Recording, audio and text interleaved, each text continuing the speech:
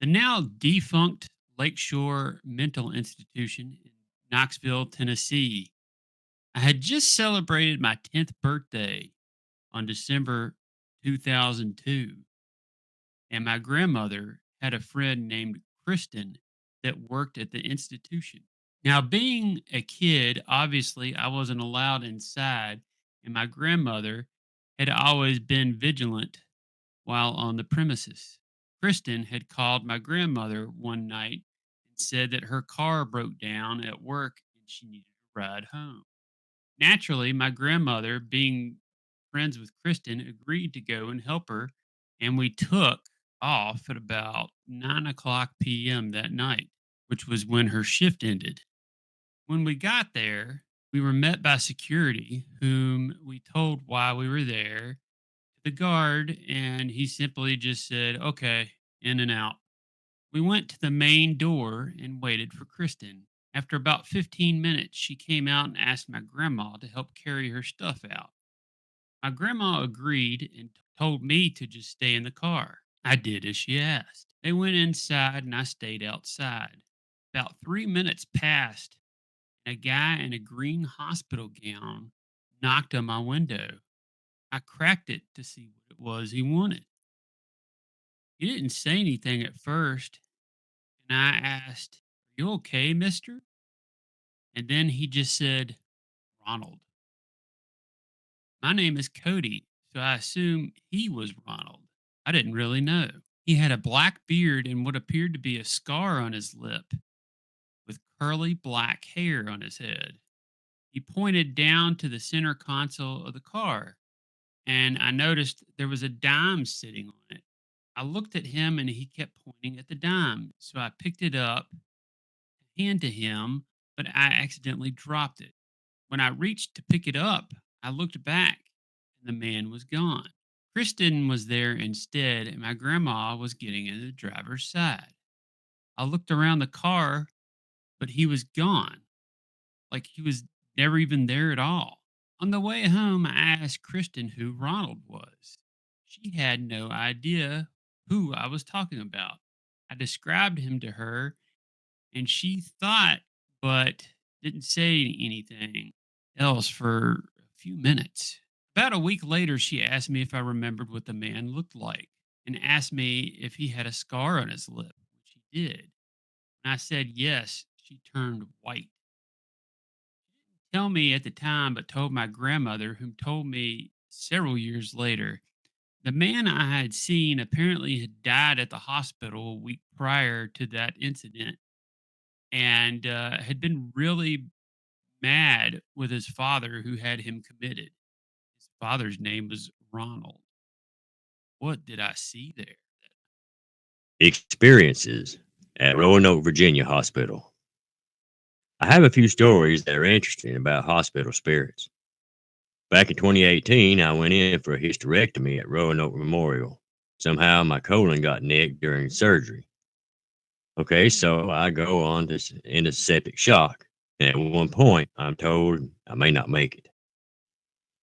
So one day, I'm laying in bed and I see two bluebirds fluttering around my table. I remember trying to touch them, and my hand goes through them like it's a holographic image or something. I did this several times and remember them just fading away. After several more surgeries, I made it. I've often wondered what I seen. Second story happened right after I got home within 2 months of me leaving the hospital.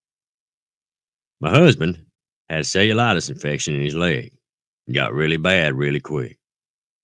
I took him to Montgomery County Hospital, and upon arrival, they said he needed to be transported to Roanoke Memorial.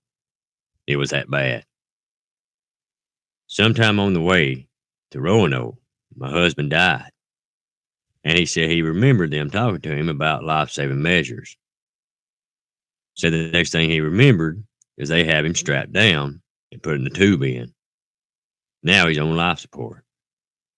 The male nurse tells him, "I've never seen anybody almost break those straps, leather straps." So he's in the hospital for several weeks while they get his infection under control. Unable to speak, he has to write everything down. He tells me later, after he's home, that he's seen something while at the hospital. Now, my husband is a skeptic, and he said that two Oriental children kept peeking around the corner of the nurse's station at him, a girl and a boy. Said they'd peek around the corner and then go back. Several times this happened. So he writes the nurse and asks who are the children at the desk. Her response was, children are not allowed in on this unit. He quickly decided not to say anything else about them. He said he didn't want them to think he was crazy. He says, I have no idea what I seen. I said, do you think that they were spirits? He said, maybe. I really don't know. We both were so close to death during that time and seen something that cannot be explained. Ghost mouse. The hospital where I worked was haunted. We all knew of the regular ghosts, but nobody warned me of the mouse. One night coming inside from a security round, I was checking the office windows and, making, entry marks as one does. As I approached the last office window and back door, I saw a little mouse. It just kind of scurried around and run toward me on the inside of the window glass. At the halfway mark, it jumped down into the dark office. Except the mouse was translucent, where light from the back door hit it. It was frosted glass white. In the shadow, it was clear. I quickly ran inside the office to see if I could see it again, but it was gone. I did run into it one other time, however. I was walking around upstairs late one night, checking all the office doors, make sure they were secure. I was walking on the right side of the hall when suddenly a milky white translucent form of the mouse passed me on the left, cut across just in front of me, and continued scampering along the floor, the baseboards, running just wide open with its little translucent tail straight up in the air. I squawked and stopped in surprise at something running past me, then started laughing at the sight of it running away. I yelled after it, don't do that. You give me a heart attack, I'll be on your side, buddy. And then it's on. I chuckled as it scurried on, disappearing into thin air as it crossed the end of the hallway into a renovated nurse's station lobby. Funky McNasty. So about 10 years ago, I was working at a haunted hospital in Roanoke, Virginia. The hospital was already being used for outpatient medical care. I won't bore you with all the details, so you'll just have to trust me when I say that we had a very annoying ghost who liked to watch people through the panes of a glass. He was a peeping Tom, basically. He most often was seen looking through the security window and fire doors. However, he began coming out to the glass wall office area where I worked. And I would often see him out of the corner of my eye standing on the other side of the glass wall from me, watching me. Anytime I would turn and look, he would, of course, not be there. With this ghost came a very distinct odor. The best way to describe it would be wet cigars, sour sweat, and basement funk. This ghost looked like a small black man wearing a stone-washed, padded shoulder denim jacket in a style that was popular in the 1980s. Because of the distinct odor, he was given the name Funky McNasty. So after 5:30 p.m., there were only a few people in the building, and after 9 p.m. until about 6:30 a.m., there was just one officer in sight. So one night, I arrived for my midnight shift to find a police team with guns drawn preparing to breach the building. Apparently, there had been an attempted break in, and a new trainee officer was sheltering in place upstairs where they had called 911. I came in with the team to check the area and then contact my officer and send the police up to meet with them there while the others swept the rest of the building. Within 30 minutes, the building was given an all clear. The police officer had a cadet with them, and this young trainee was absolutely adamant that she had seen a small black man on the other side of the glass wall in the lobby area.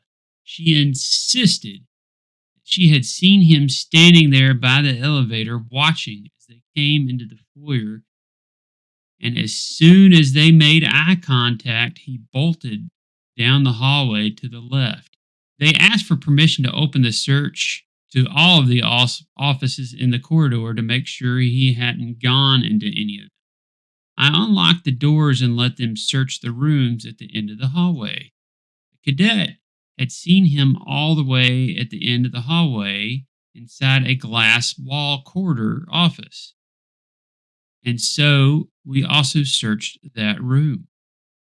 She did not know how he had gotten in there, but thought it had been left unlocked. He had gone in and locked it and hidden under a desk.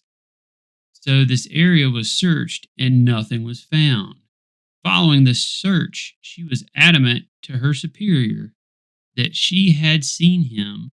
I felt terrible that I couldn't explain to her that the small black man in the jean jacket had been a resident ghost that she was trying to chase. Possible spirit at the Randolph House in Pulaski, Virginia, 1990. After seeing your video on the Randolph House, I decided to reach out about my encounter my mother had while working there in the 90s. According to her, that place is definitely haunted. My mother was the only medical technician at the hospital. She worked there for many years and saw a lot of strange stuff. But one story always stood out to me. The top floor of the facility was used as storage. My mother would often get sent up there to get something. She'd usually take the elevator to go up there since it was easier to carry things back down that way. One night she went up to get something, and when she got back on the elevator, there was a woman on it. At the time, it didn't occur to her that she would have to have seen this woman get on the elevator since it left the top floor. The woman would have had to have been in the room she had just stepped off into. They went back down to the first floor. The lady never said anything. My mother told her to have a good night and got off the elevator. She started to walk around the corner, and that's when it hit her. There was no way that lady could have gotten onto the elevator. My mother then turned back around and walked back to the elevator. The elevator was empty. She then looked around and didn't see the lady. There was nowhere she could have walked off to without going by my mother, since it's a straight hall. My mother then asked some of the other staff that were on the floor working at the desk if they had saw a woman get off the elevator. That's when they told her that people have been seeing a woman on the elevator for many years. People don't know if she's someone who worked there, a patient, or what. Eerie experience at a Blacksburg retirement. Hey, I've commented on your videos before about my time as a volunteer at St. Albans and a house my family rented in Radford. I thought I'd share a recent story I've had about a weird experience. It happened last year when I was working at a nursing home in Blacksburg, the Heritage Hall. I was a welcome greeter there and worked in the front lobby from 4 p.m. to 12 a.m. on weekdays and 3 p.m. to 12 a.m. on weekends. I asked COVID questions and took people's temperatures. The doors get in the front lobby were the automatic sliding door kind. They could be triggered by bugs or even wind sometimes. But sometimes there were definitely moments when the doors would open and there would be no bugs or winds to trigger them. One of them moments happened one night around 8:30 p.m.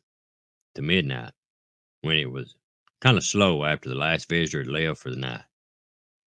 The doors opened and nobody came in or out, but I heard a very distinct footstep right after the door closed.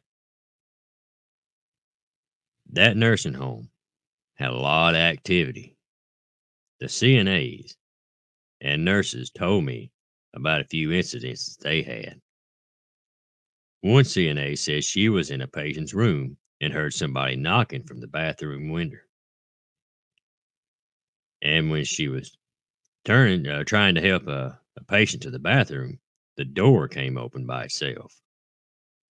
There was another night where a nurse kept seeing black shadows out of the corner of her eye. Then, one CNA who was doing classes through the nursing home mentioned how the night after a patient had passed on, the call button kept coming on in the next room where the patient had died. Sparing more details, I've been an active psychic my entire life. I grew up in a haunted house and learned to deal with my paranormal world from a very early age. Not much phases me these days. So, this was July of 2020, when I got to have one of my few experiences I would dub as a terrifying one for me. I was in the hospital having outpatient reconstructive surgery. So, while I was there waiting to begin, I noticed some unusual phenomena. Small objects made of light, orbs flying around in a couple of places and moving through the ventilation system, which I thought was very strange. This was in pre-op area, and I was not medicated at the time. So time later, following the surgical procedure, I was in a private recovery room with my spouse, awake and very bored. We were waiting on the doctor to release me and wondering if I could, you know, see anything else. I noticed that if I tried to stare in a way that makes spirits stand out, I could actually see what appeared to be a translucent membrane moving as if it was stirred by a breeze. Something moving very close to me and sometimes far away. I couldn't figure out what it was. I couldn't keep it in constant view as it kept moving in this gentle breeze like kind of like a sail. I sensed the closeness of the other world and figured out this could possibly be the veil that separates our world from the other side. Whatever it was, it had a pattern like an elephant hide or skin, kind of like texture. Gold and silver highlights with a bluish gray shadow. Whenever I could see it, I tried to study it as much as possible. It was fascinating, and I was determined to memorize what I was looking at to help me research exactly what it was. Now, by this point in time, I was completely cleared of the anesthesia and other medications except for perhaps the painkillers. I was lucid and finally cleared to go home. We were simply just waiting on the wheelchair transport to take me to the car. The hospital was swarmed with all the post lockdown surgeries, so everything was taking longer. Well, suddenly I got the feeling of immense power in the area. Something I knew meant to be and passive as something you might not want to be seen by about. At the same time, I heard a deep in the chest rumbling growl, not a snarl. I was trying to look at this veil material in front of me. So the veil was between me and the open hospital door, looking out into the busy corridor where the growl was coming. My immediate thought was somebody was moving heavy equipment like a tool chest down the hall. But the sound was organic and yet not right for any animal I knew. I was still staring at the veil, so I instantly switched my focus to the hall and watched in shock as into a view silhouette of a smoke colored, vaguely wolf like canine charged across the doorway. It seemed slightly larger and much thicker than a German Shepherd, with a deep chest, stocky neck, and a shaggy mane of hair around its broad, heavy shoulders. The body was lean and tucked up to the solid hips. The tail was straight out behind it like a wolf as it ran. The muzzle was too kind of pointed for a wolf, though, more like a Doberman, but with a solid jaw and sloped forehead. I can make out no features, unfortunately, only the shadow of it, as if it was cut out in a shadow. It was gone in an instant, but burned in my mind. I could vaguely hear it for a moment more, going down the hall, and then just silence. I knew the coldness in my gut, the electricity. I could feel that this was indeed a hellhound, and that it was here for somebody. I didn't know anything about what was going on the ward, but a moment later I heard a commotion at the far end of the hallway. A lot of loud talking, mostly female voices, some male, and then perhaps 30 seconds of my seeing this creature. There was a code blue called on the end of the hallway, and then more commotion. Then people with a crash cart going down the hallway, and the sounds of things happening. Then quiet.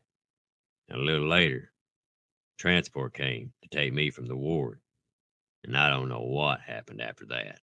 The story took place, like I said, I was in my late teens. I was teenager wanting some money, so uh even back then I always hung out with the older crowd. So a buddy of mine was over maintenance at a nursing home. And he told me, said, come up here, fill you out an application, he said, I'll give you a job. So I did.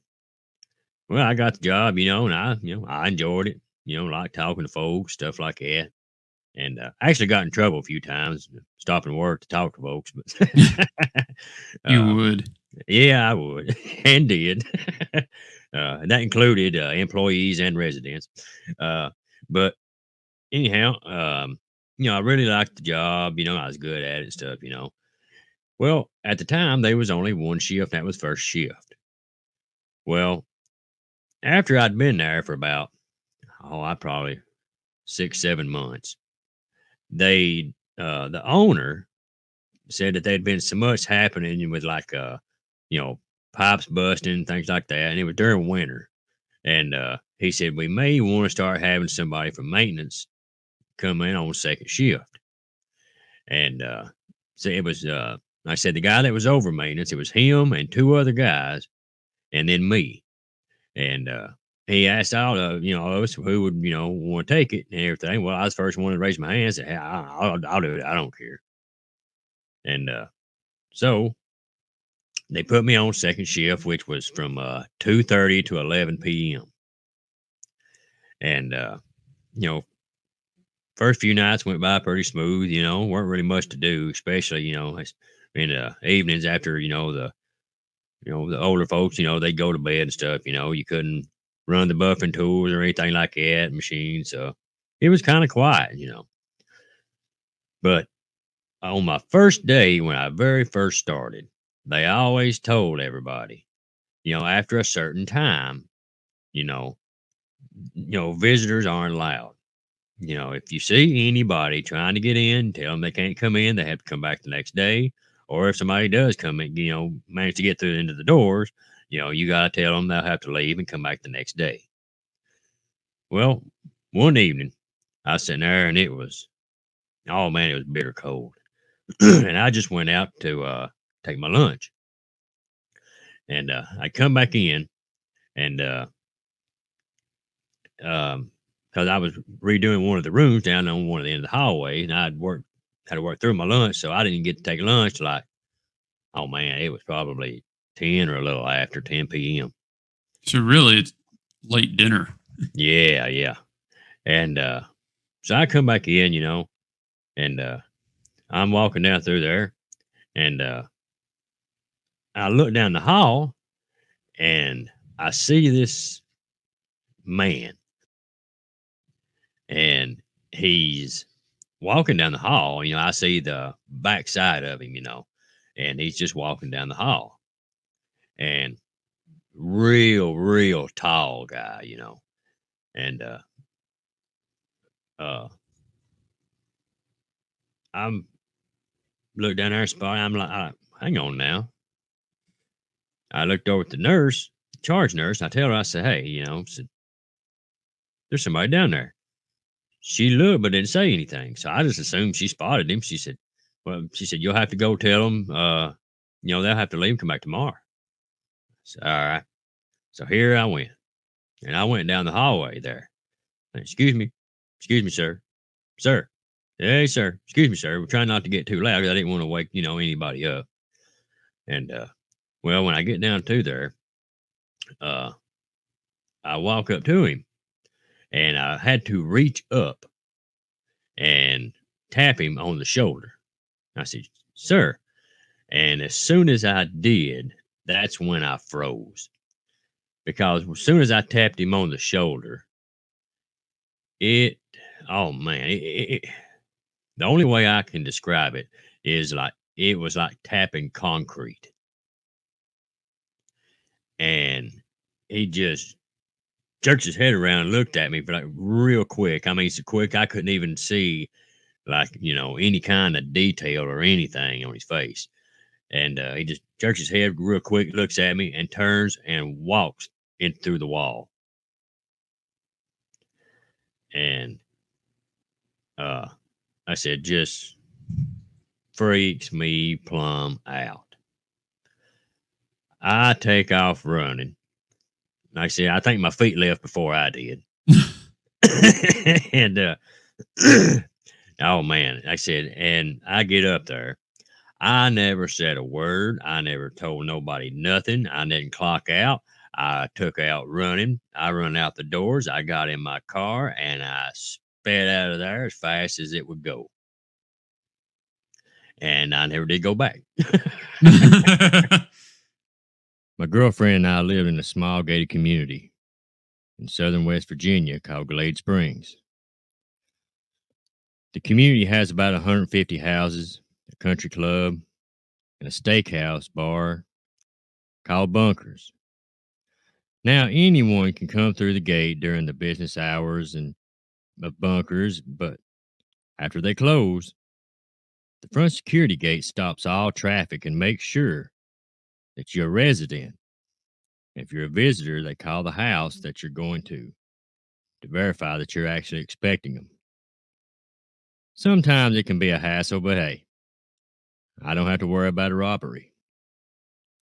So imagine my surprise when my doorbell chimed at 3 a.m. I was jarred awake and wasn't sure if it was just a dream, considering I had just went to bed shortly before and was probably going into REM sleep. I rolled over and looked at the clock, noticing the time. When my doorbell chimed again, I felt a cold chill run through my body. Not reading too much into it. Could be one of the neighbors. They have as an emergency or anything. I nonchalantly made my way to the door. Now see how foolish I really was. And opened it. Luckily, the wrought iron storm door was still locked. Because who or what stood before me was not a resident of the community. Two young boys stood at my doorstep. One looking at about 17, another about 10, wearing a dark hooded sweatshirt and jeans.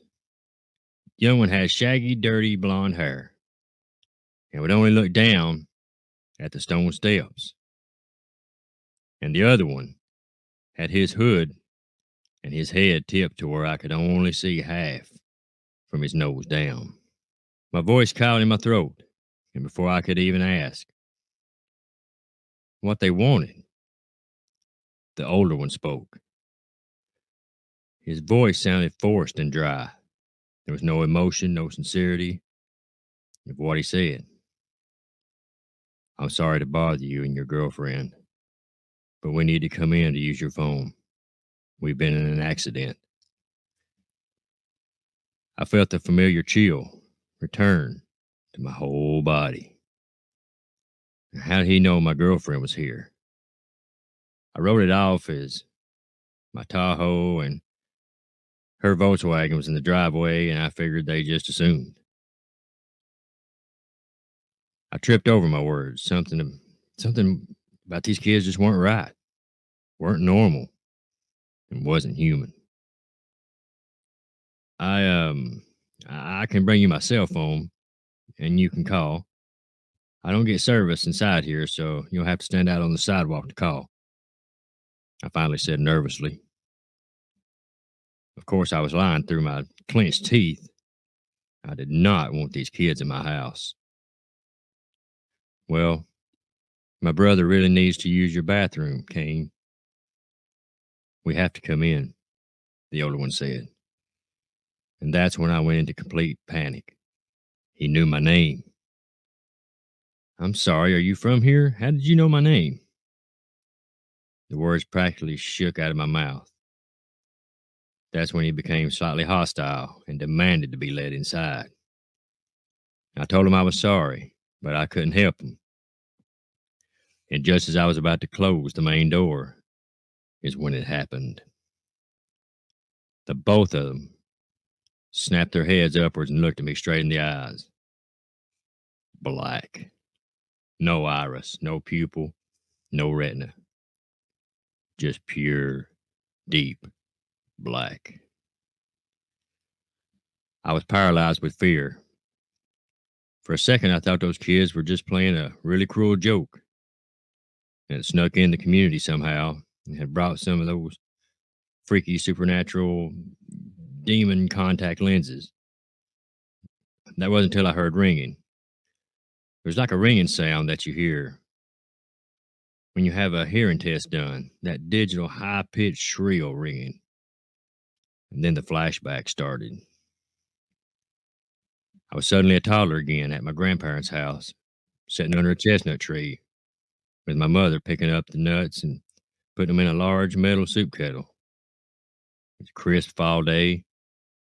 It's one of my earliest, dearest memories. I was about 3 and even have a picture, and one I hold very dear to my heart. But then they were there, behind my mother. We locked eyes, their eyes still black as night, and suddenly they smiled simultaneously. That's when everything went black. The next thing I knew, I was shaken awake, lying in the mudroom floor. My girlfriend standing over me with a worried look. What the heck, Kane? She asked. I had no idea how to answer. My head had taken a good whack against the slate floor, and a bit of dry blood was stuck to my hair. But other than that, I was fine physically. I slowly remembered everything and what happened and looked at the door. Daylight. I'd never been so glad to see morning in all my life. Told my girlfriend everything that happened. And I honestly think she thought I had brain damage from hitting the floor. But she insisted she believed me. And then we Googled it, and I believe that's when she really started to believe me. It was right then. I don't know who or what they were, or where they come from, but they're not of this world. I know that for a fact. For some reason, I had a lingering thought. Still not sure if they put a thought in my head or not, that they wanted me to know that even my memories aren't safe. They're very strong and seem to be growing in numbers. For some reason, they seem to not be able to hurt you physically unless you invite them in. Which, I don't know, since either no one has ever let them in or the ones that have aren't around to tell their story anymore. But they can get your mind. And since that night, I feel as though I'm being watched. I see them out of the corner of my eye occasionally. I look at my girlfriend while we're at the movies or at dinner, and her eyes will be solid black for a split second. And worst of all, they took my most precious and most often reminisced memories and turned it into something sinister. When I was a kid, my family and I went to see a relative on Christmas Eve to open presents. This was in West Virginia in the late 2000s, I think, and I remember it being dark at the time.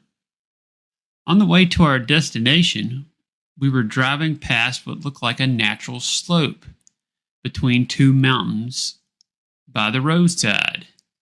This spot was also near a railroad crossing. We saw 3 large red floating lights. At first, we thought that it was a new cell phone tower. But then the lights began to move ever so slightly. And when we saw that they weren't attached to anything, my father pulled the car over and we all stared at the lights for a while, trying to figure out what they were as they hovered gently back and forth over the same spot between the mountains. We could see now that there wasn't a cell phone tower there, but none of us at the time jumped at the idea of it being a UFO. We still thought it might have been part of the landscape or something. We figured we would check it again on our way home and see if it was still there and headed off to my relatives for Christmas Eve. Of course, on the way back, the 3 red lights were completely gone. Therefore, it couldn't have been part of the hillside. It was most likely something flying, though it could still be something explainable in an ordinary way. It was only years later, after my interest in anomalies, that I remembered this story of something that happened to me and my family. For a long time, I held off telling the story, thinking, well, that doesn't count. But when compared to most UFO reports, I'm pretty sure it counts just as much as those do. Sometime in fall of 2020, I almost run face to face into myself from about 5 minutes earlier. I was fully awake and had just showered, then got dressed for work. I was on my way back to the bathroom to fix my hair and brush my teeth. As I stepped into the hallway, literally, me stepped out of the bathroom. I ran almost directly into myself. It obviously scared the crap out of me. I jumped back and screamed. I jumped back hard enough that I physically hit the wall. The copy of myself was just wrapped in a towel like, I had been just a few minutes before. The copy of me disappeared as quickly as it appeared, and the whole interaction just lasted about a second or two. I always had a weird experiences following me. I first went ghost hunting in late middle school and early high school. As I grew up hearing about stories and paranormal happenings in my family's past. So, interested and always, just kind of being around it, I had a number of paranormal events happen throughout my life. Starting in middle school, it still happened occasionally. I would be very interested to find others that had had the same nearly run into doppelganger experience I did. Some digging around online around the time it happened, but never really found anything close.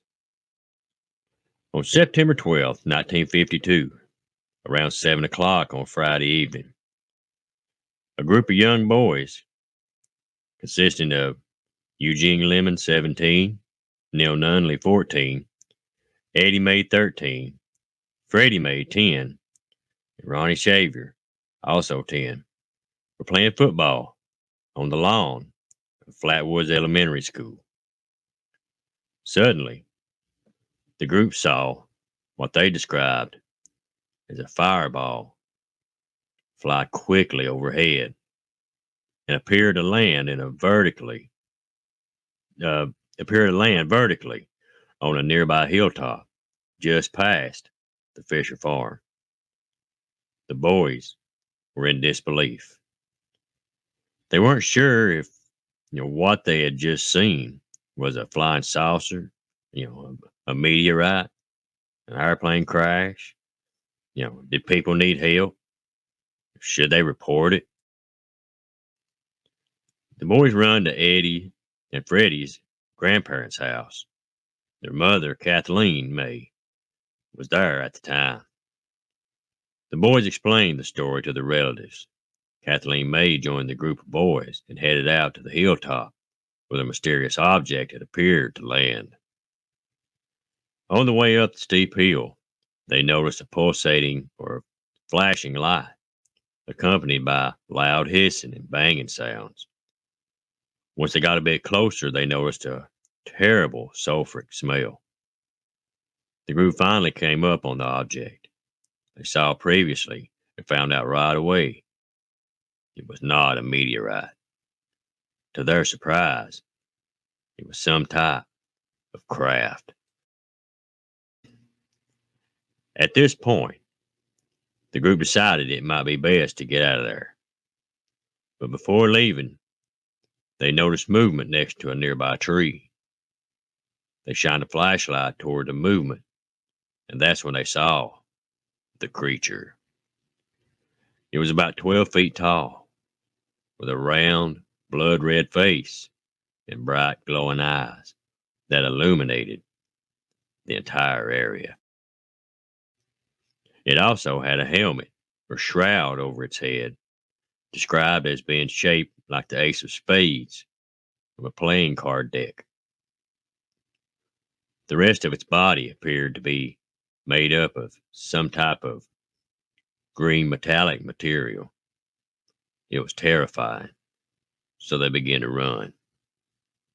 As they were trying to get away, it sprayed them with some kind of oil.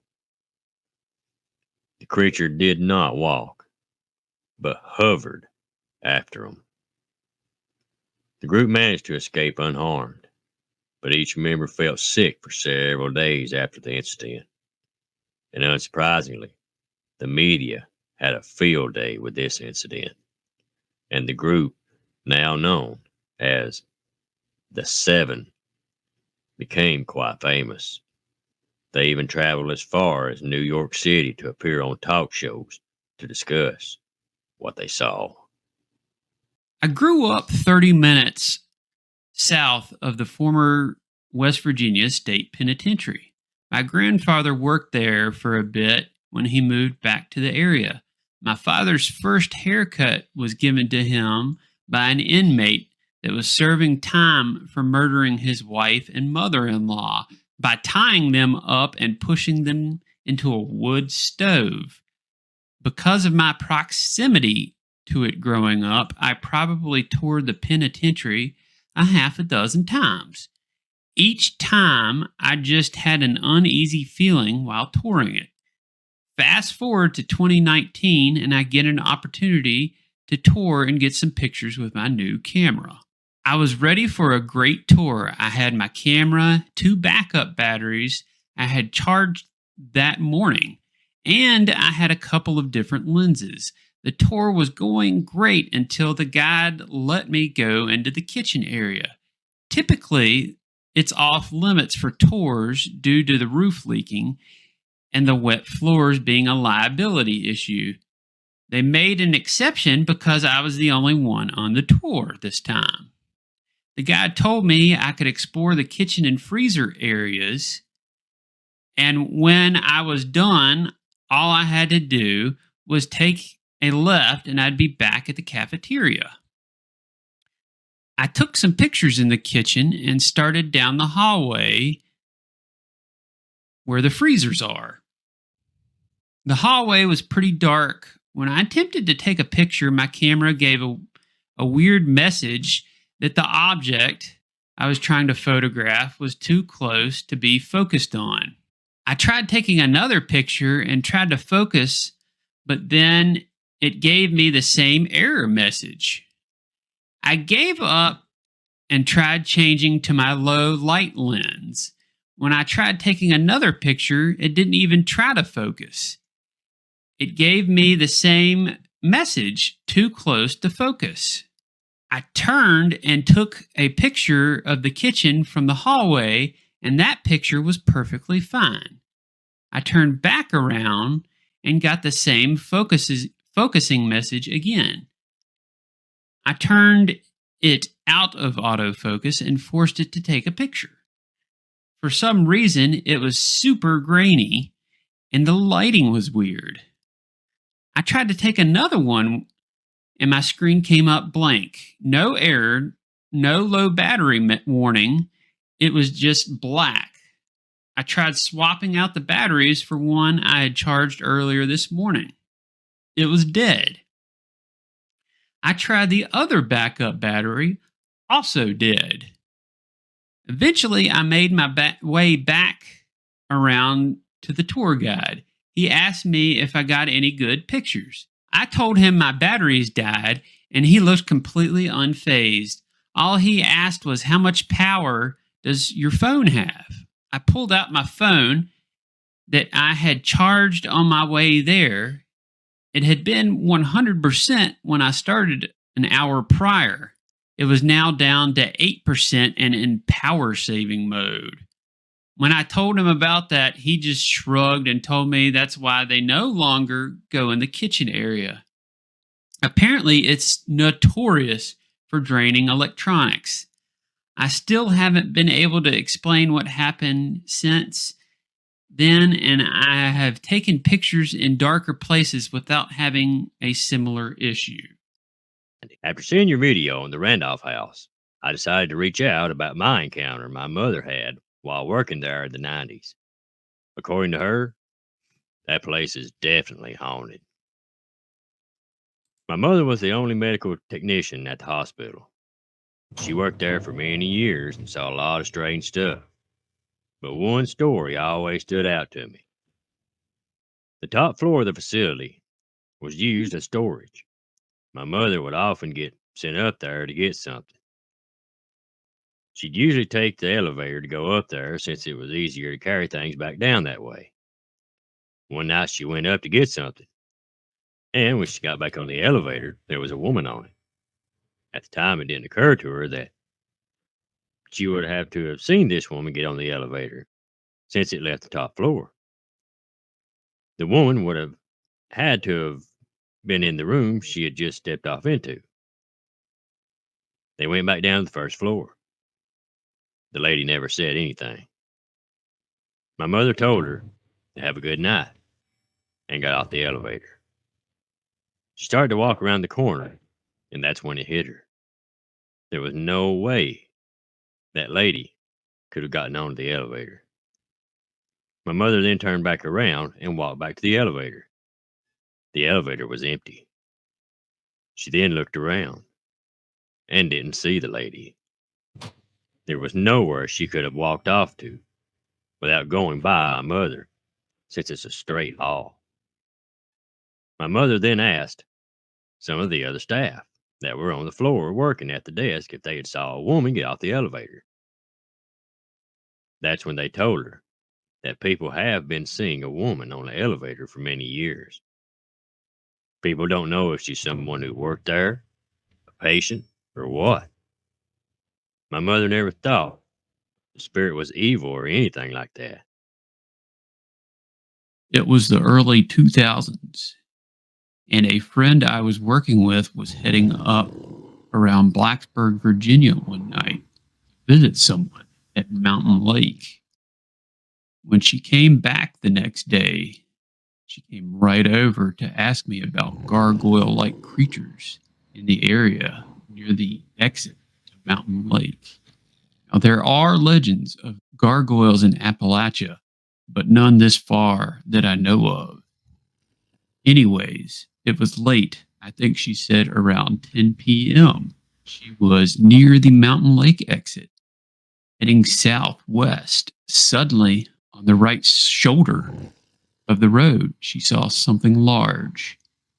It filled the area, bigger than a dog, but smaller than a cow.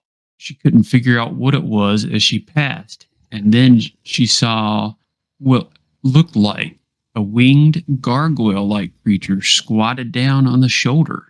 She said she looked back to see what it was in the tail lights, and then there was nothing there in the road. It was late summer night, about 11:30 p.m. in August 1974. I was about 17 years old at the time.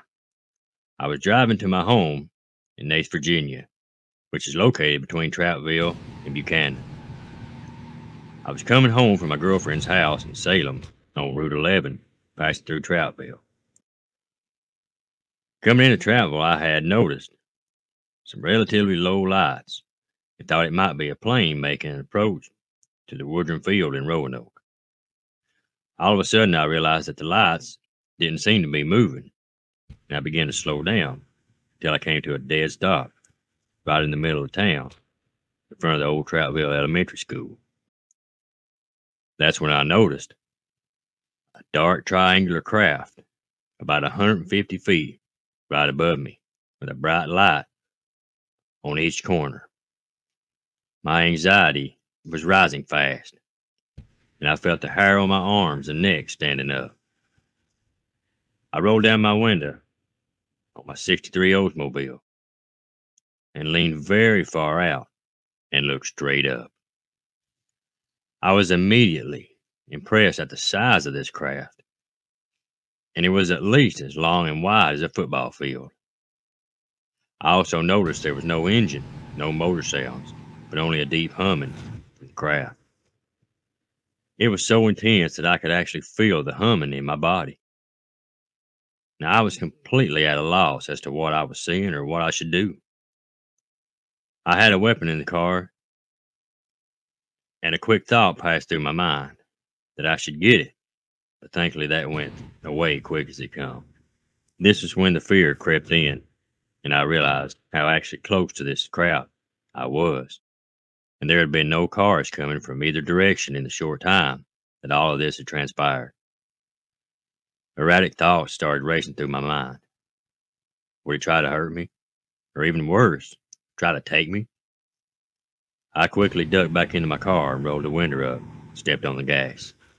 Actually, I floored it and exited Troutville heading north on Route 11 towards my home in Nace.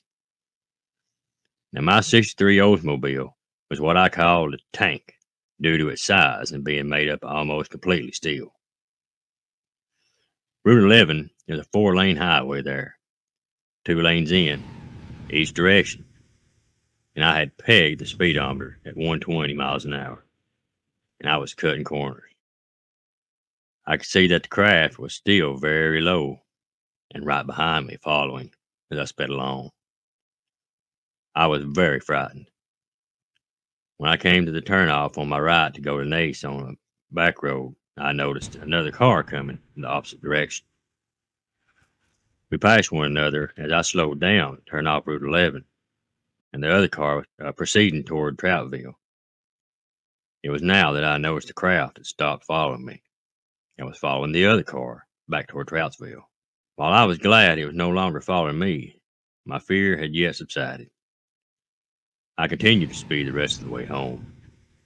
Upon entering the front door of my house, I saw that my mom and dad were still up and immediately noticed the state I was in. I told them what had happened, and I was sure they was going to think I was nuts, but Dad said he had seen several things in the sky out where we lived, and he was really not surprised at my story. 48 years have passed since that night, and I still remember it like it happened last night. I went on to spend 20 years in the Army and only shared this story with about 10 people in that amount of time.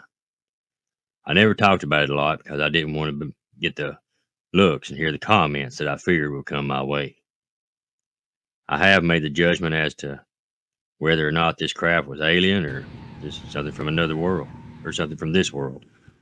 I personally believe it was something from another world. The government of our country has finally admitted there are UFOs, but they really have not commented any further. I believe they know very much more about these things, but for some reason, they don't want to share them with the American people.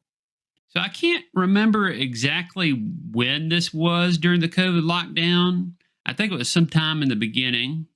There was an emergency for work and I had to drive in. We'd been working from home for maybe a few weeks at the time, and I hadn't really been out in a while other than, to go to the grocery store and stuff. It was very early and I was driving in and I didn't see a single car on the road. Most likely because it was early and during the lockdown. I was stopped at a stoplight when out of the corner of my eye, I saw this woman walking down the sidewalk in a paper thin looking dress, dressed all in white and just walking down the street into the park. I remember thinking, well, that's odd. Here it is, cold, rainy, and still dark outside, and this woman's walking around with no jacket on, nothing. It just didn't make a lot of sense. So I looked back up at the light to see if I could go yet, but it was still red. And then I looked back to see what that lady was up to, just because, thought it was odd. And I didn't see her. She was gone. There was no trace of her. And that whole area was completely flat. You could see for probably about a mile stretch. And I just kind of shrugged at the time and drove off. Well, I got about half a mile down the road and I was like, well, dang, I should have got my phone out and recorded her. I mean, who knows what that was? And that was pretty strange. And then thinking about it even more, maybe that was a woman in white. Now, years later, I started Spooky Appalachia, and I was talking to a police officer friend who told me or asked me if I had heard of all the deaths that happened associated with that bridge over the park.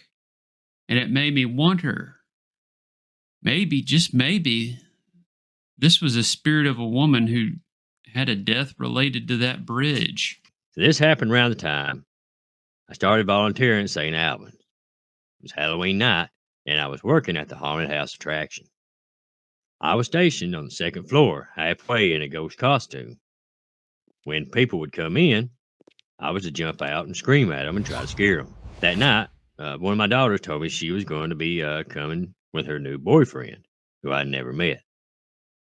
She said he had been, talking a lot of smack and saying that he's one of them people that stuff just don't scare him, and asked if I could get him good. They made it to me about 30 minutes till closing. I know it's them because I hear my daughter giggling, so I tell myself to get ready. Well, I'm hiding in the room looking out through a little hole waiting. I see two young men, my daughter and another girl, start to go by.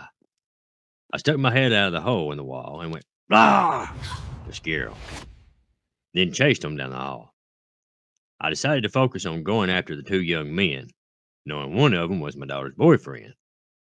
So I didn't pay much attention to the two girls. I must have done a good job because they both screeched like little girls. And they run down the hall to where my partner directed them down the stairwell. As they were going down the stairwell, I walked up to my partner and pointed out who my daughter was, that it's her, not the quiet one, but the one that's laughing like a fool. I turned around and go back down the hall. My daughter then comes up to me and hugged me, then said, "You got him good, Mama." The girl was still behind her, so I waved at her and introduced myself. The girl, for some reason, just looked like she was bored to death. She looked like an average middle school girl wearing jeans and a hoodie, kind of pouty looking. A few days later, I talked to my daughter. I asked if they liked the event and if they had a good time. She explained that they did. So then I asked about the girl that she had with her. I asked if she had any fun at all because she looked so bored. My daughter asked, "Wait, what girl?" I said, "I guess the other guy's girlfriend." My daughter said, "Mom, they weren't anybody else with us. It was just the three of us, my daughter and the two boys. I know I saw this girl. I know she was there. But to this day, I still double check when I look at groups and I wonder." I hope this finds you both well. Back in the early 1990s, when my best friend Sally graduated from college, she decided to take a road trip to get a little R&R. She asked me if I wanted to accompany her. I had a vacation from work coming up anyway, so I agreed. We take off with several destinations in mind, mostly side attractions and so on. One of the stops, however, was the old P&T bunker. We drove all night and arrived very late, around 11:45 p.m., almost midnight. We walked around, sharing one flashlight that we had between us. A little spooky around that time, I must say. We looked at a few of the igloos and was about to head back down to look for the rest. We barely get taken off on foot when Sally stops dead in her tracks. I asked what was wrong, and she just grabbed my arm tightly in fear. She mentioned she had a bad feeling and that we needed to return to the car. Not questioning a bad feeling, we turn and start to retrace our steps back to the car. We're about to pass the last igloo when we hear what sounds like screaming, screeching, and booming coming from inside of it. We both freeze in sheer panic. Mind you, we only got a quick glimpse of them, but we know without a shadow of a doubt what we witnessed. This man creature like thing with long hair and light green skin comes rushing out of the igloo. It takes a quick glance behind it as it's running out with this super loud whooshing flaps come out of the igloo. It's Mothman. The green thing is beyond scared. Mothman flies out and grabs the green creature by the shoulders and flies up and away. The green creature was fighting with everything it had, but it was no match. We run to the car and zoom out of there. Sally's brother is a huge Mothman fan. We return home, no longer enthusiastic about seeing anything else, and tell him about it. He thinks that the green one was there to hurt us, and the Mothman was there to save us. What do you guys think?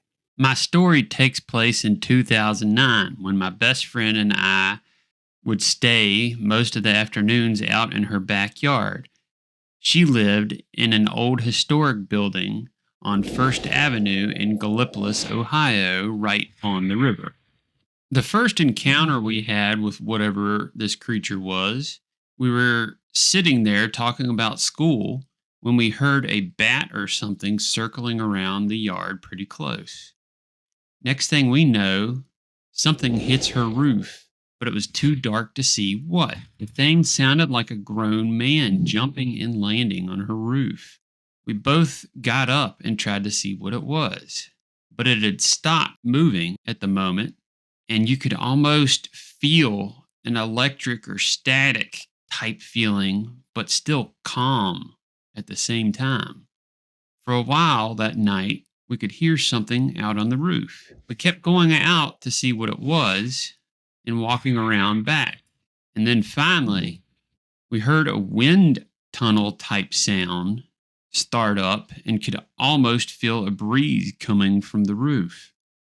Then something landed and the tree above the table in her backyard, causing branches to fall out of the tree.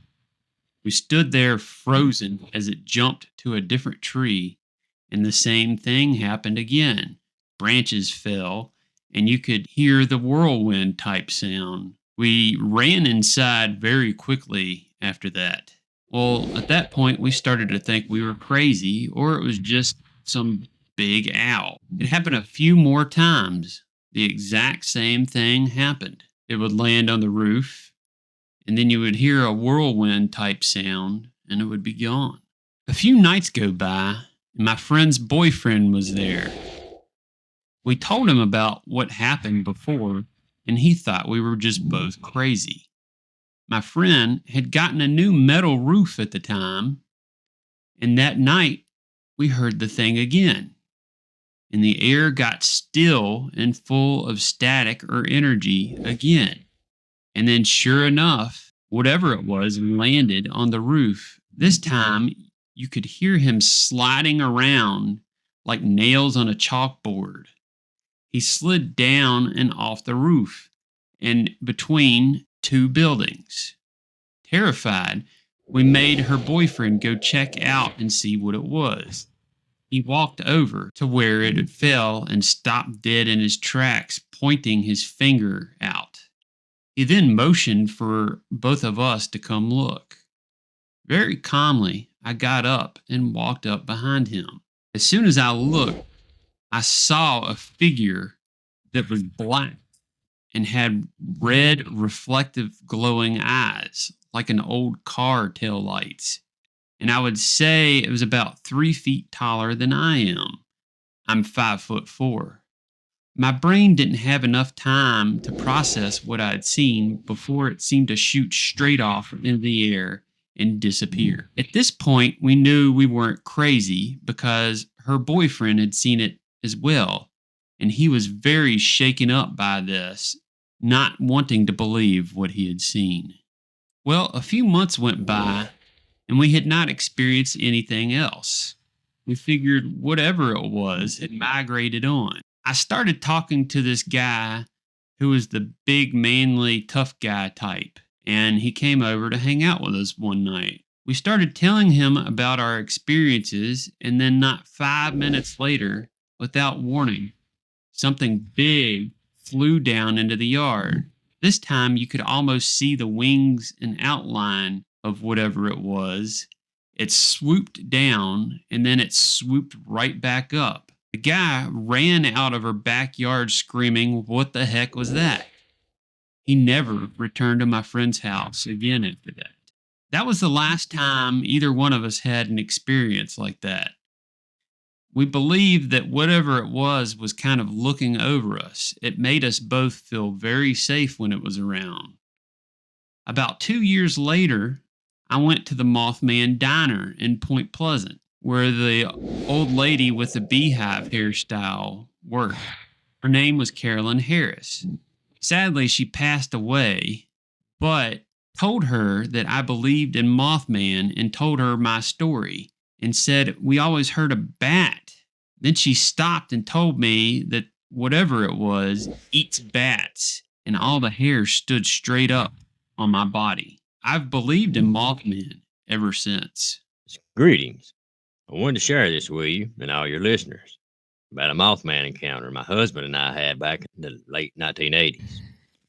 So there we were, just married. My husband, Don, was just out of basic training for the military. I closed down my flower shop temporarily for the wedding and honeymoon. Don and his family, being from Point Pleasant, West Virginia natives, invited us to stay the night with them on our way through North Carolina, where we were having the honeymoon. While we were there, it was getting late. His parents went off to bed. Well, to us being young, full of excitement and wonder, things like that, still wide awake at 10 p.m. Not wanting to disturb his parents or anything, decided to leave and just go out for a drive to wind down. He decided to take me to the old T&T bunkers. It's a really neat place with some cool history, but a little creepy at night, especially when you're alone. And, who goes to old bunkers and things like that without thinking, of the legendary Mothman. We looked at the old bunkers and heard some creepy noises and things like that. I couldn't help but bring it up. You reckon maybe old Mothman is making them noises? Don turned around and looked at me. The kind of look on his face that said, seriously? Sure you don't believe in that old myth. He said, Lord, I'm telling you, I've lived here all my life. I've been in these areas literally more times than I can count. Never seen or heard anything remotely close to what I would say was Mothman. Unless you include that time some buddies and I kind of run across an old rabid possum. You know, you get them time to time out in the hills. We continued our evening of enjoyment and joking around and things. We avoided the main road and stuff and just took back roads, less traffic, because headlights at night hurt my eyes. Well, as you know, any country person knows, whenever you're on an old back road, you gotta use the bathroom, what do? You pull over and find a tree. Well, that's what Don did. So there we were on the side of the road. Don puts it in park, leaves the motor running, headlights on, runs across the road for him to find a tree. I was fidgeting with the radio for a couple of minutes, and then bam, something passed the car. I let out a scream like they weren't no tomorrow. Don walks back laughing and says, what's wrong? Mothman got your tongue? So I laughed a little bit, but kind of gave him a look of anger too. I shook my head. When he started to walk back across the front of the car to get back in the driver's door. About that time, he stops right in front of the driver's headlight, just staring straight up in the air, right behind the car, eyes wide open. Chin cupped, reached down there and dusted his shoes off. I yelled at the window, ha ha ha, very funny, real cute. But he never flinched. I opened the door to tell him to get in the car, and it ain't funny anymore. Still no response. I scooted over to the driver's seat and blew the horn. He jumped, but not because of the horn, but because of a real loud screech. Sounded like something right out of an old scary movie. Ain't no way I'd sit there and put that into words, even if my life depended on it. His feet finally broke traction, and he bolted for the door. Leaped in, barely as I had time to return to my seat. He takes off, tires are spinning, throwing gravel everywhere. Almost hits the ditch line 4 or 5 times, driving like a maniac till we reached town. So he finally pulled into a gas station and looks over at me, and there was tears streaming down my face, but he ain't uttering not a single sound. He wouldn't speak, wouldn't get out of the car, looked around like a madman at every window. Finally managed to crawl across and get him over to the passenger seat, and I drove us back to his parents' house. We stayed outside underneath the streetlight till the sun come up. Again, he wouldn't get out of the car, not even for a little bit to run to the door. The whole time we sat there, he'd go from window to window, not saying a word, oftentimes staring out in space, almost looking like he weren't even really there. It took what seemed like hours to finally get him to calm down enough to explain what happened. He said as he was walking in front of the car, something got his attention. A big old set of red eyes stared at him. So at first he thought it might have been lights from hunters or something like that, till it seemed to draw him in, kind of like a trance-like thing. He said no matter what he did, he couldn't look away, and the whole time feeling he was doomed. Said he had some of the strangest feelings like he had never experienced before. And he didn't really know how to put it into words. Said it was like life had just ended right then and there. And that's when I told him what happened, from my point of view. Said to him, it was as fast as a blink of an eye. After that, my poor Don began having terrible nightmares, and I mean terrible ones. Oftentimes at night, said he'd wake up screaming and hollering, kicking, screaming half to death. Other times he'd wake up thinking something was right there in the room with us. He did have to seek some professional help for months after that. Well, years later, he's back to his old self. But nowadays, he refuses to return to that old road and usually tries to get his parents to come visit us on special occasions and holidays. And my Donald, he's no little man by no means. He's 6'4", 260. tough as nails, built like a Mack truck. But he won't even discuss Mothman. It started in July of 2022 when we went up to West Virginia State Prison for a reptile show. We were maybe 2 hours away from Point Pleasant and thought it would only add about an hour onto the drive back home, so we figured we'd drop by. On the drive, I started to get a headache. I thought it was maybe because, I was tired, but the closer we got, the worse it got. As soon as we got through the floodgates of town, I had a feeling in my stomach, like going down the first drop on a roller coaster. Eventually, I felt better, but fast forward a few months.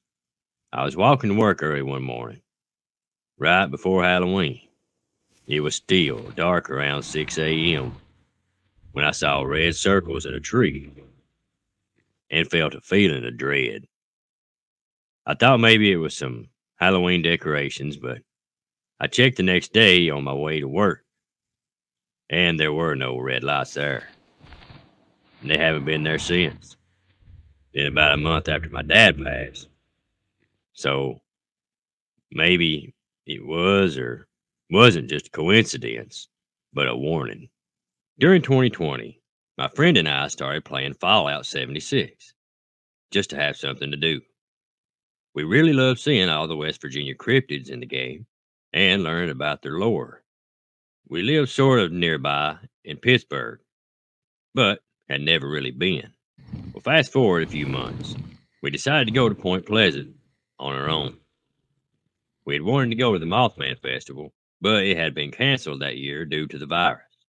We decided to go a few weeks later anyway to try to check out the town and all that. Well, we went by the museum and a bunch of the stores. Definitely recommend it. Well, it starts getting late on us, and we're both trying out the Mothman pizza. And we get the idea, hey, let's go out to the TNT area where most of the sightings were supposed to have taken place. Big mistake. We get out there just as the sun is going down. Due to lack of planning, we only have our phones for flashlights. But we checked things out anyway, and even went to some of the bunkers. Eventually, we got to a bunker that was shut. We were dying to see what was inside, so we opened up the metal doors and looked around inside. There wasn't anything interesting in it, other than some old pipes and tools. So we were looking around. The metal doors to it slammed shut.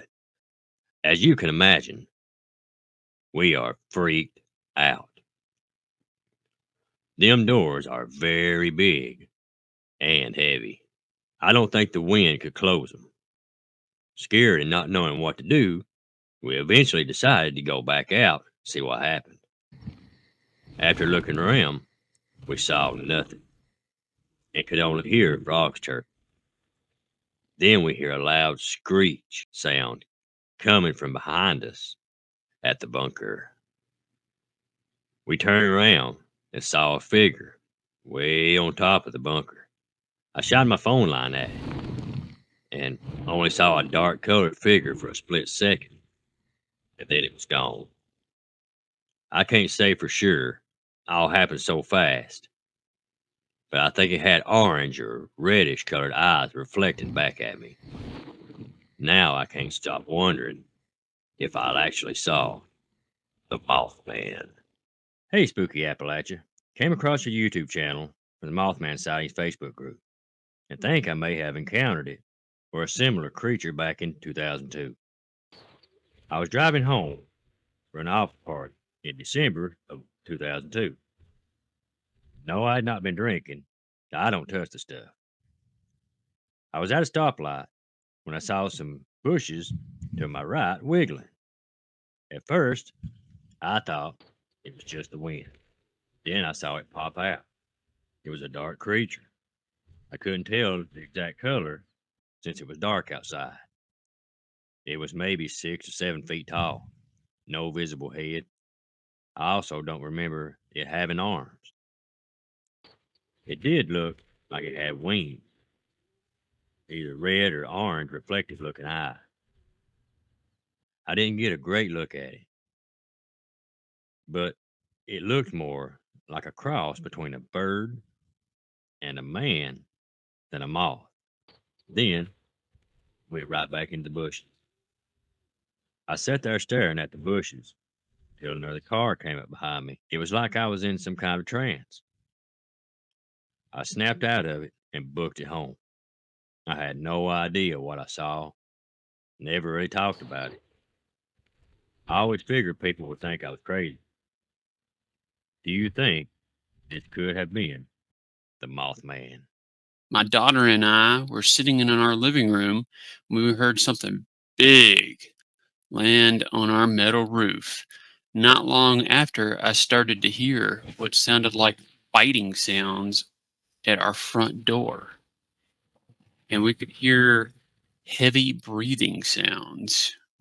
My daughter and I were pretty frightened, but we managed to gather the courage to go outside and look and see what it was. We couldn't see a thing with it being 12 o'clock at night, not even with a flashlight shined up there. We could hear what sounded like this huge screaming bird was on our roof. It was also breathing very loudly, and you could hear its wings and what sounded like a horrible screaming sound in between the breathing. Eventually, we heard it hop over to the old oak tree next to the house, and then after that, it sounded like it took off somewhere. We had no idea what was going on. About the same week, I had a vision, like a projector screen, cars piling up on the bridge that we were going to drive over that day. I changed my mind, and it was on the news next week that there was an accident on the bridge. So I'm guessing maybe it was warning me about the bridge. Let me know what you think. When my middle girl was a teenager, about 20 years ago, her best friend had moved to a little town about an hour away from us outside of Huntington, Arkansas. The girls begged me to bring my daughter to spend the weekend with her. So I called the girl's mom and made sure that she would be at home and that it was okay to spend the weekend. The arrangements were made. I dropped my daughter off after school that Friday. The mom would bring her home that Sunday after church.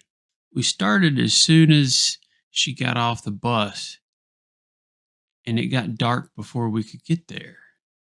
I don't remember much about the town except it had an old country store. There was a sign that said established in 1880. The way the place looked was like we had stepped back in time about 100 years. I told my daughter, this place really creeps me out. Something's wrong here, but she begged me to let her stay. We got to her friend's house, and I really didn't doubt that her mom would protect my daughter, so I let her stay. As I headed for the hour drive home, I still couldn't shake that feeling that something wasn't right.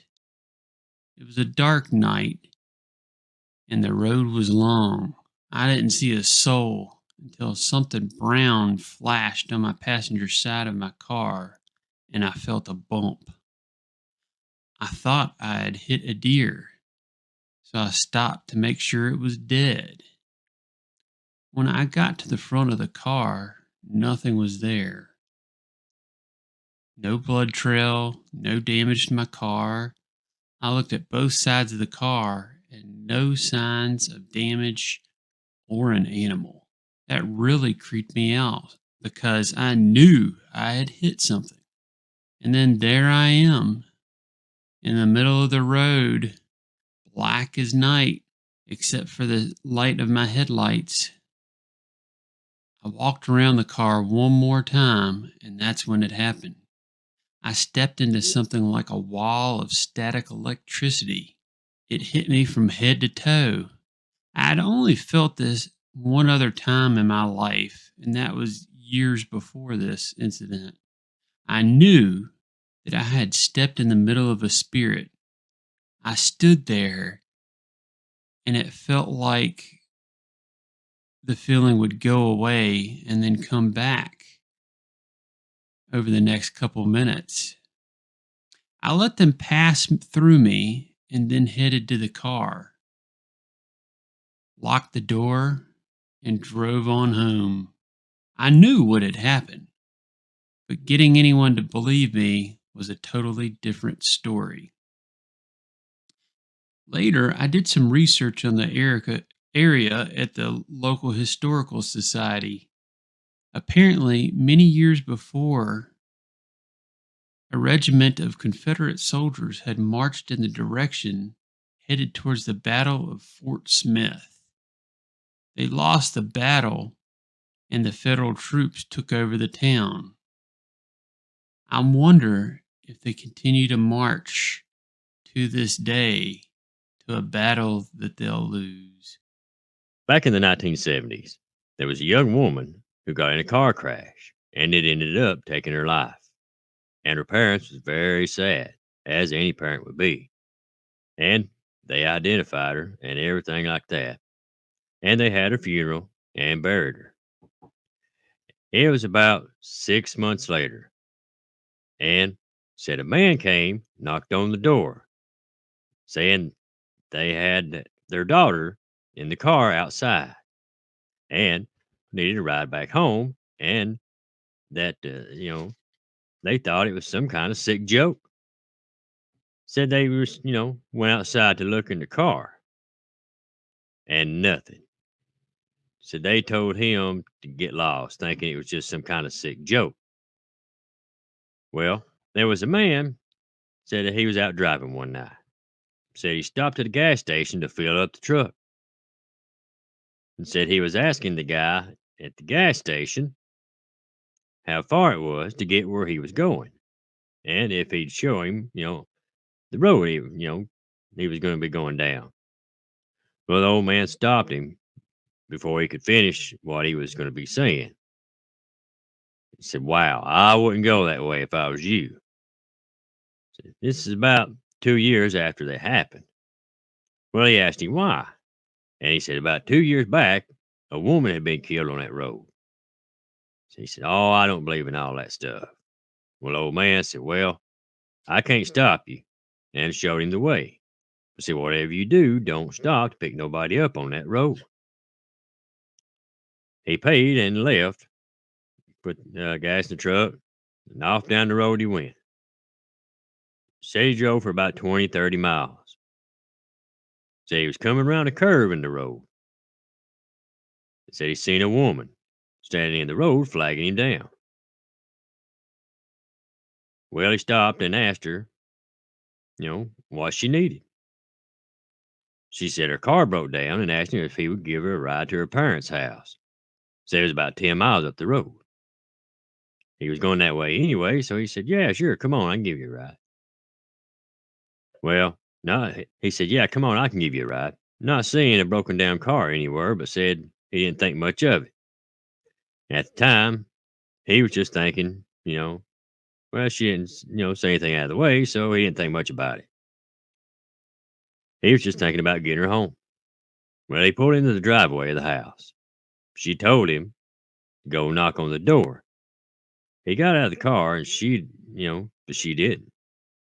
He thought it was kind of weird that she didn't get out of the car too, but he went and knocked on the door, and a man answered. Said he told him he had their daughter in the car. Said she broke down. Well, the man stopped him, told him to get out of there, kick rocks. Said they're sick and tired of them sick jokes. He said, "What are you talking about, sir? She's in my truck right there, look." So he looked back at his truck, and nothing. So the man slammed the door in his face. Well, that being said, the man went back to his truck. Nobody being in it, kind of freaked out when he got back in his truck and hightailed it out of there. But he went back the other way and thinking about the situation, He knows he didn't take his eyes off the road but for a split second to look at the man and the door. So, I mean, it weren't time enough for somebody to get out and hide. Well, he drove about 10 miles and he finally came back to the curve in the middle of the road. And there she was, standing there trying to flag him down again. Said it scared him about half to death and said he floored it. Said he drove home, driving the whole time thinking about what happened. Well, said he went back to that gas station and come to find out the old man that told him about what happened at the road there was the man that originally picked her up 6 months after she died and told him about what happened at the beginning of the story. After he left the gas station, said he never went back around there again. He said he didn't care if anybody believed him or not. He said he seen what he seen. People may say, whatever they want. But people do say at night you can still see that woman trying to flag people down. I remember in 2007 or so, I was about 14 years old. My mom came home from a night shift at work and she was freaking out. She would take a long mountain road home, and she was normally the only car on the road, or one of few, since it was so late and in a remote area. The mountain road was very curvy, and on this particular night, she was turning a curve. She saw what looked like the Mothman near a tree. She said it was huge and had bird like wings, but had the body of a man and red eyes. It looked startled to see her in her car, and then it jumped up and flew above her car. She couldn't get over how huge it was and how it was able to stay right above her car like that. She thought it was going to pick up her car and fly off with her. She was so scared, but it ended up flying away. It's been about 16 years now, and if you bring it up to her, she still gets goosebumps from it. I'll never forget how startled she seemed when she came home that night. I'm curious to this day about what it was and if it was the Mothman creature. It was probably 25 years ago when it happened. My sister lives on the Alabama River down a dirt road that is about 7 twisty roads that aren't well maintained. My husband and I used to visit her on the weekends and have cookouts and river riding and such. We stayed pretty late one night and we were riding down the godforsaken road, and then something appeared above us off to the right. It was bright and it was focused on us as we rode down the road. It mimicked our every turn. We weren't so much scared as we were curious. Then, just like that, it shot off at warp speed. We got home and called my sister to tell her about it, and she said, "Y'all are drunk. That didn't happen." Well, that very next week, she had a wake up call. She was working the night shift and she was riding the same crappy dirt road at about 2 in the morning when she saw this big bright circle right over the top of her truck, and it hovered. She said it was so bright it lit up the woods on one side of the pasture across from her. She had never been so scared in her life, and just like us, it shot off and disappeared at warp speed. I know she's telling the truth because she doesn't drink at all. She was scared to go to work because she thought it might come back. My story begins when I left my mom's house. I'd gone over to visit because my father, 63 years old, recently passed away.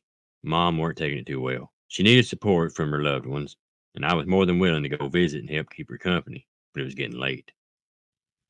Mom lives in the suburbs.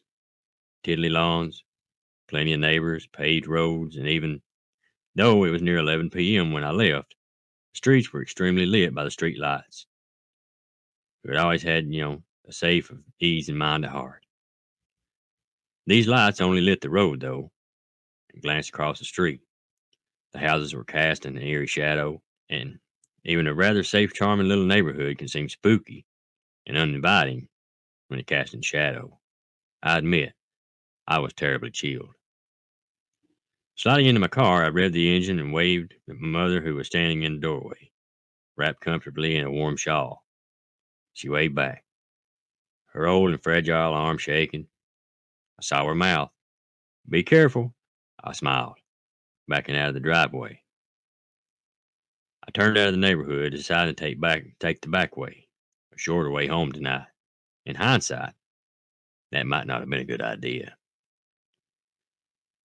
I live a significant way out in the middle of the country, in an old farmhouse I grew up in, which my father had left me, left it in my name when he and my mom moved out. My father, had always told me growing up, don't go out at night. Always beware of the devils. He was a strong believer in anything and everything paranormal. Very suspicious man. And I always had to resist the urge to laugh at his words, but I knew he meant well. Driving down the country roads, there were no street lights. Banged up, potholed, paved roads with cracked field. The fields on either side of the road were empty, just blank stretches of overgrown grass and unattended shrubbery. The dark outlined the trees of the woods. I could see the looming all the way across the field in the shadowy horizon. One might have been even seen a deer or two, once in a while in them fields, but not tonight. The moon offered little light as the sky rolled with dark, threatening clouds ready to burst with a rain or storm at any minute. Sure enough, a few moments later, the low grumble of thunder sounded, heavy and long. However, no rain fell just yet, much to my pleasure. I hate driving at night and in the rain. And putting them two together would end badly, I just knew it. Accompanied by the occasional roll of thunder, I started to feel a bit anxious. I can't explain it. I just felt shaken up. Probably because it was night and it would start raining, or maybe, reading too many ghost stories about the legends. Tonight seemed to reflect the mood and the stories I'd almost read obsessively. To try and calm myself, I flicked on the old car's radio, turned the old-fashioned black knob back and forth, slowing down a bit as I attempted to find a station that came in clearly. Nothing doing. Weird. There was a broadcasting tower right near here.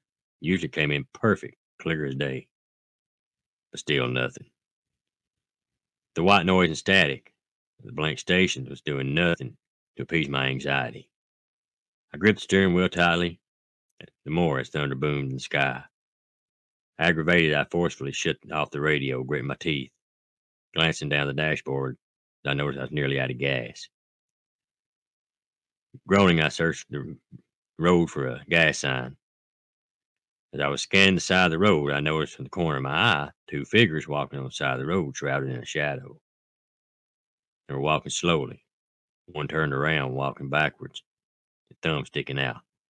I felt compelled to pull over and give them a ride, and I found my hands turning the wheel slightly, but I pulled back, realizing how stupid it was of me to do that, except two random strangers in my car in the middle of the night on a backcountry road. So I sped up past them, trying not to look at them as I did so, though it felt oddly intriguing by them as I focused on the road ahead. It started drizzling, dropping my mood to another level. Along with the rain and thunder, it seemed louder and closer as the storm moved in. A few seconds passed till I gave my composition to look at the two figures. I glanced in my rearview mirror, and it seemed as if the two were walking faster, and the one no longer had his thumb out, but it had to be my imagination. How would I be able to tell if they were walking faster or not? Rainy and dark. Looking back up the road, I almost missed a sign that offered me the gas to stop up ahead. A sigh of relief passed my lips, and I slowed down, looking for any indication to stop. Pushing the thought of the two figures forward in my head, as soon as I pulled into the gas station slowly, as the rain started to pick up. The store was closed, but luckily had a 24-hour gas pump service. Well, that was good for me. As if they had not, I'd had run out a few miles down the road. I shut the car off, hesitatingly shuffled out of the metal shell and glanced over my shoulder. Still nothing. Not being able to shake that nervous feeling that had manifested inside me earlier that night. I stood under the light of the overhang, trying to figure out how to work the pump, which seemed to be overcomplicating the dim light, my mind not being able to focus on the task.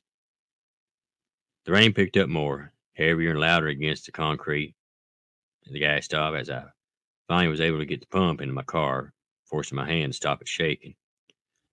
I had a horrible feeling that my shaking was just because of the bittery cold air night. Suddenly, the overhang lights of the gas stop started flickering wildly. A couple going out together.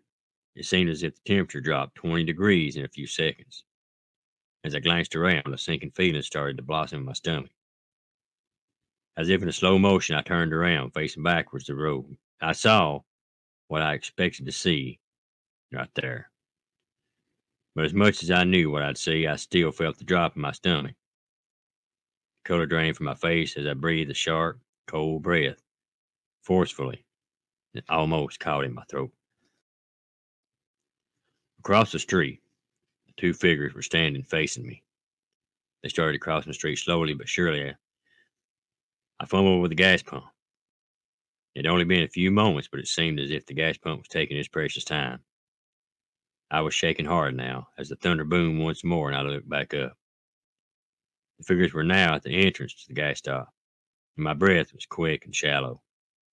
As I blindly shoved the pump back into its holder, not being able to tear my eyes away from the figures.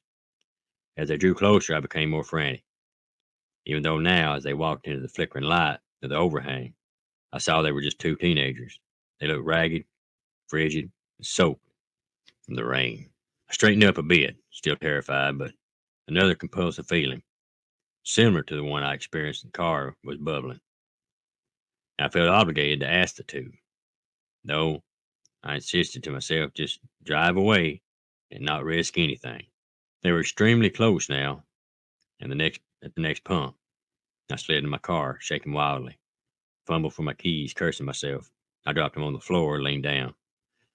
I swapped them up and sat back up. A cold, sickening feeling came in to me face to face with one of the teens, who had his hand on my window, knocking slowly but forcefully. I rolled down the window a bit, just a bit, no bigger than to allow maybe a small child's hand through. Before I spoke, he spoke first, the other figure standing in the background. But still I could see something grin there in the pale face. "Can you give us a ride into town? We missed the bus, don't have a ride." He spoke slow, and something about his voice made me shiver. A cold chill swept down my spine, and I opened my mouth, but no sound came out. Clearing my throat, I glanced at the dashboard and at the keys in my hand. "I'm sorry, kids, but I'm not going into town." I kept my eyes down now at the kids. However, the teenager knocked harsher and made me jump a little, as he insisted another time for a ride. I told him no once more, and looked up, trying to seem intimidated, which seemed silly. Trying to seem intimidated to a child, but a horrible, chilling sight greeted me. I looked the kid right in the eyes and grasped sharply, my back hitting my seat as I went back away. He had eyes. Oh, he did. But they were blacker than the night, pitch black. No discernible pupils. No white whatsoever. Showering pure black, deep, brooding, and surprisingly intriguing. My fear got the better of me, and I quickly turned the key, and my engine revved to life. Thank God, which I had never done before the night. My car had not stalled and went and pulled away. The kid banged on the window with a pale fist, screaming for a ride. I took off, speeding down the road, apologizing to my father again and again and again that I had laughed at him. Never took his warning seriously. After a few more minutes, I pulled into my driveway, right in my lawn in the front porch. I didn't want to spend any more time outside than I already had, and jumped from the car. leaving the car door open, ran inside, slamming the door and locking it. Even going as far as to put a chain in front of the door in case somebody or something tried to get in. Sinking into the chair at the front door, I shivered uncontrollably and started to cry, hiding my face in my hands as two dark figures stood at the end of my driveway. I was outside my father's home, waiting on the curb for an Uber to take me to work. As soon as I walked out from the garage, weirdness started to happen. Happening on a street, a two-way, I could hear what sounded like a couple of dogs barking at each other, which in itself isn't that strange. But then I could tell things were escalating between them. I heard them getting more aggressive, and the sound coming from one of them was getting higher pitched, and to the point where it was more of a scream. Or maybe I'm mistaking the animal. I mean, cats sort of scream, but bark as well. The noises abruptly stopped, and it was most intense. What happened? Did one of them run off? Did somebody come out and check on the, commotion and break them up? No clue. I still had 15 minutes until my ride came. So all I could do was stand out there with my phone light on. A moment or so later, the silence was broken by the call of some animal a few yards down the street. At first, I wasn't too freaked out.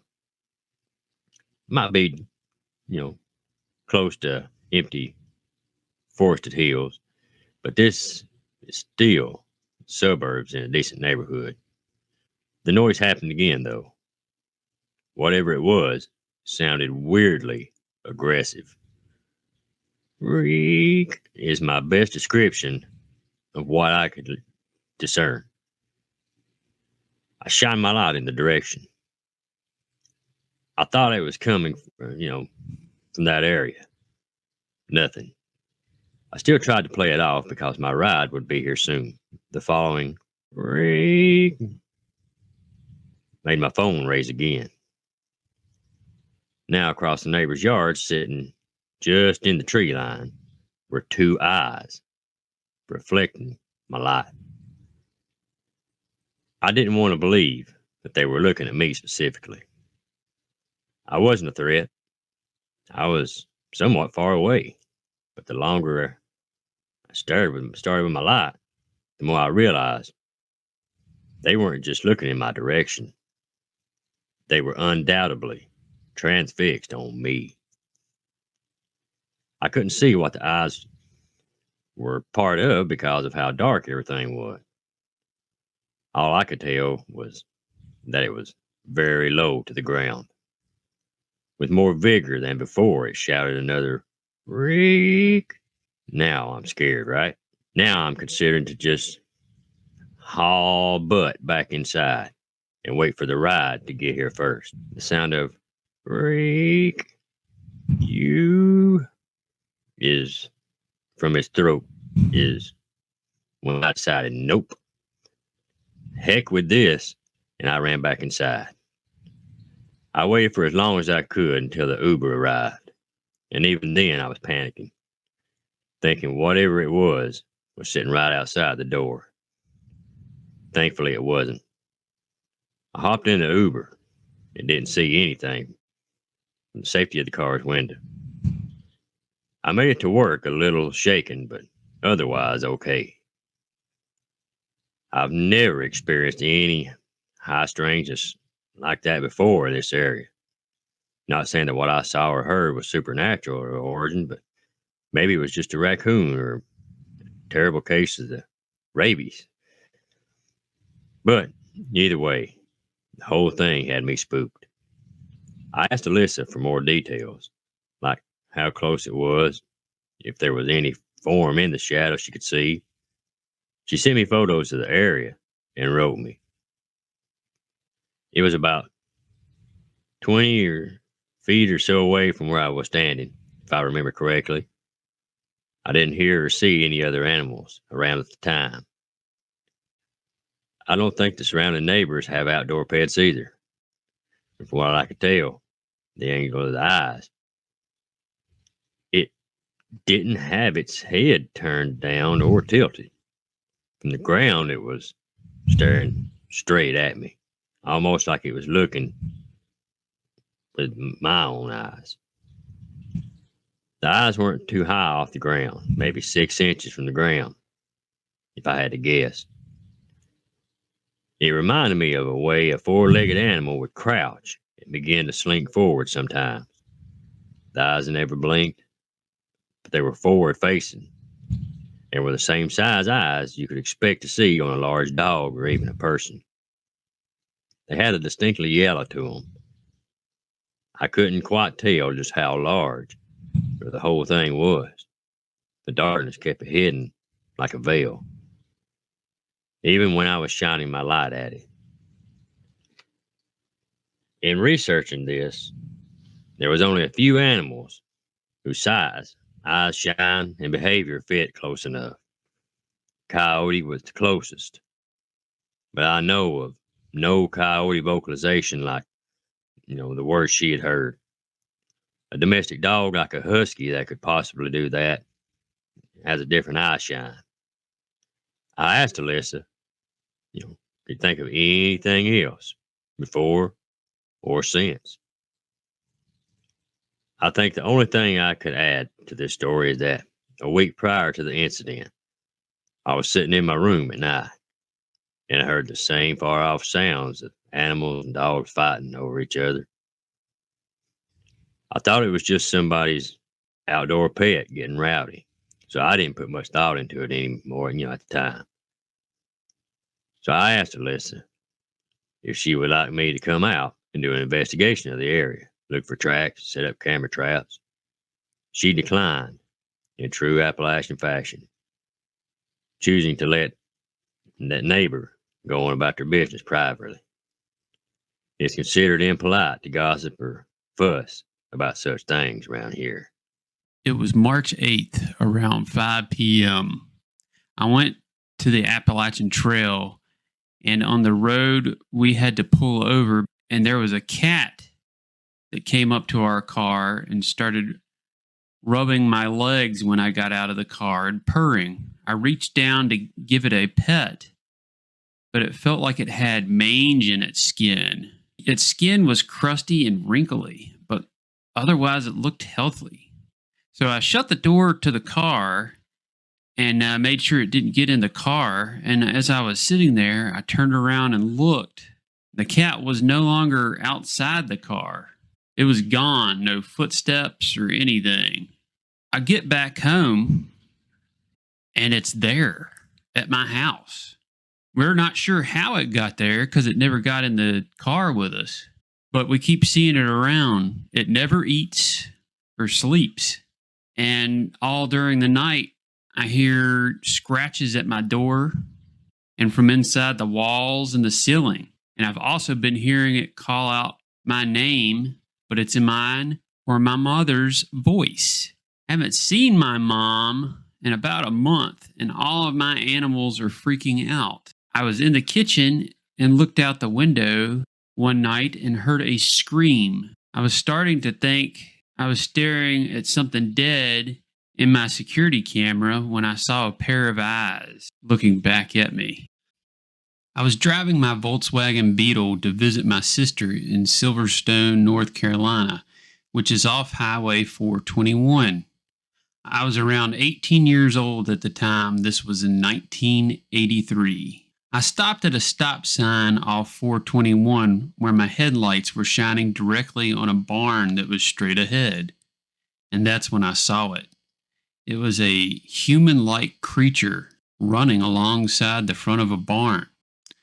It was around 6 to 7 feet tall, dark, had 2 arms, 2 legs, and huge wings. The creature looked like it was half bird and half man, and it appeared to be wearing combat boots. Seeing this really freaked me out, so I sped away. A little while after this, I noticed the creature was following me. I made a left turn and sped up, questioning what the heck I was seeing. I heard wings flapping, And then I looked into my driver's side mirror and could see this thing almost directly on top of my car following me. It kept up with my speed, which I would estimate to be between 45 and 50 miles per hour, and on a very curvy 2-lane road, I might add. It followed behind and beside my vehicle for several miles. Then eventually, my car started sputtering. It seemed like the battery was being drained in it.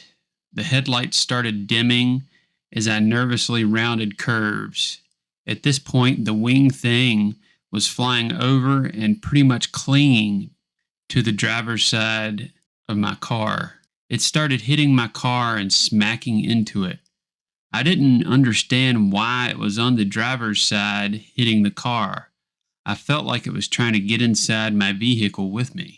I was out of it and came to several hours later and had gone around several curves.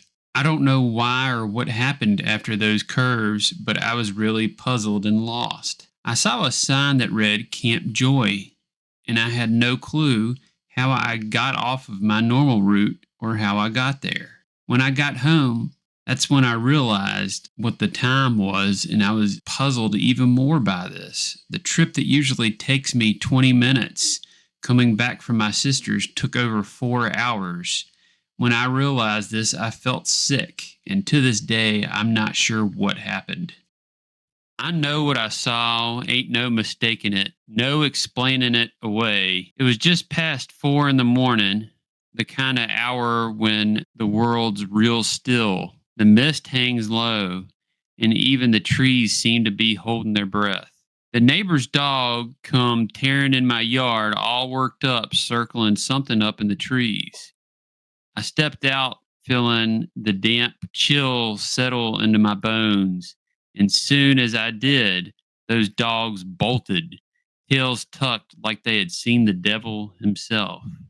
And then I heard it, a thump, like something hit the ground hard.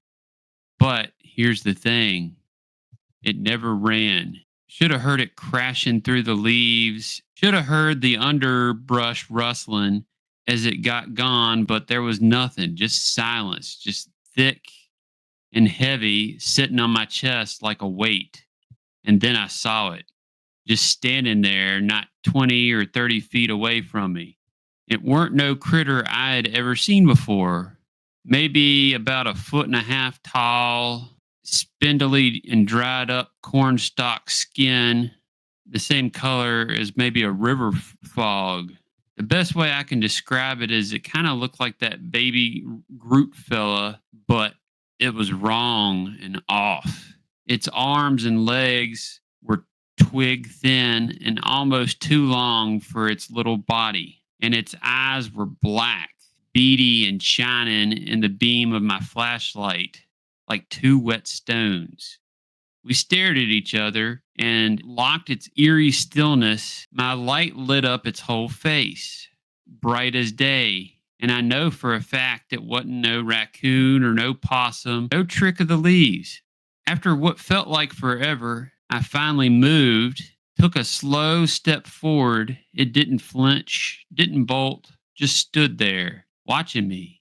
It knew something I didn't. I thought maybe I'm seeing things. Maybe it was just a root or a branch, some old stump playing tricks on me in the dark. So I scuffed the dirt with my boot, marked the spot where I stood just to see in the daylight so I wouldn't if I was losing my mind. Come morning, I went back. My heart was pounding, my stomach was tight. Looked all over that spot. I searched every inch. There wasn't nothing there. No branch, no root, no stump. No way I'd mistaken what I saw. So now I got to wondering, what was it? Was it a haint? A fae? Something older? Something that didn't have a name no more? See, this place has always had something in it. I've felt it. The neighbors have felt it. We've seen shadows move where they ought not, heard things knocking in the night, had objects go flying in our homes, but never at us, just enough to let us know we ain't alone. Whatever's here, it don't seem mean, just watchful, like it's waiting or something. And now I can't help but think maybe I was meant to see it. Maybe it wanted me to know. And Lord, help me. I just want to know why. I used to drive through the back roads in rural Maryland to get to my workplace in Carroll County. So one morning, I saw something strange in the rearview mirror, right out of the corner of my eye. Been the only one in the car for several minutes. And at first, I thought a car was suddenly tailing me, so I was very confused. However, when I looked fully into the mirror, nothing was there. At least not until I looked into what I saw was very strange, and I can only describe it as an outline of a transparent humanoid figure swinging through the branches like a monkey would. It was so bizarre. I got this horrible feeling that I was being stalked, and I got the urge to step on the gas and floor it the rest of the way to work. But I remembered hearing that if you see something in Appalachia, you should never acknowledge it. So I bit my tongue and calmly drove the rest of the way to work. Nothing happened on the way home.